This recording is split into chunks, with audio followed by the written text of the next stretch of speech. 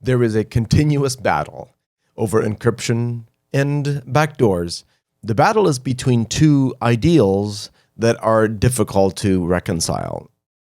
On the one hand, those who are motivated to protect individual freedom and liberties against the backdrop of past abuses by those with money and power, they'll do everything possible to make sure end-to-end encryption cannot be broken, cannot be intercepted. The main theme there is that the moment we have to censor our thoughts and writings by considering how Big Brother might misuse such information, we have 1984 in the making.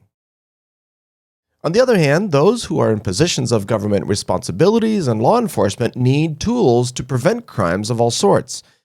True end-to-end encryption makes it all too easy for savvy criminals to avoid prosecution. The high cost and difficulty in prosecuting criminals is what drives the need and desire to build such backdoors.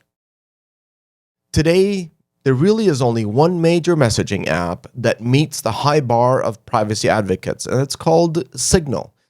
In this context, Signal is ready to fight to the end.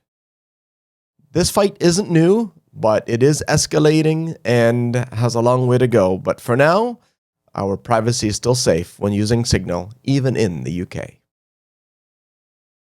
Now, this is scary how a researcher broke into their own bank account with an AI-generated voice. Major banks in Canada also use voice prints, and I expect this finding will relegate voice print as a factor, but not the only factor.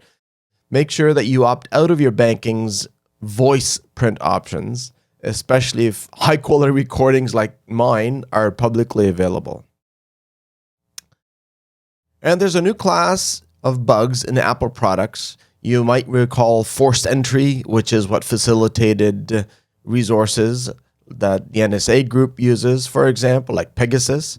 Well, a vulnerability team has discovered a large new class of bugs that allow bypassing code signing in the exact same way as what the NSO group has been using. So as confident as Apple users are in terms of their security, this just highlights the continuous need for out-of-band protection, and we call it zero trust connectivity.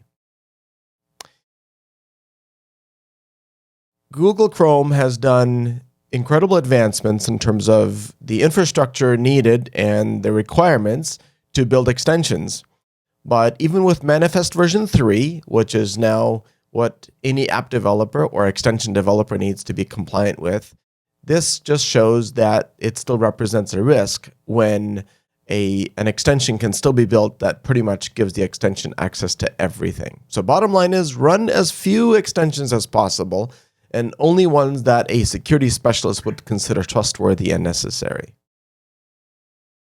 And a world of hurt for Fortinet and Manage Engine. These two companies are not connected to one another, but covered in the same article. So the key takeaway here is either update and upgrade or replace vulnerable products. And did you know, if you or someone you love is into classical music, there's an amazing app called Tempso that offers rediscoverability of classical music. No cost, no ads, and then it connects to your Spotify account. Our family finds this pretty cool. I hope you do too. Take care and see you again next week.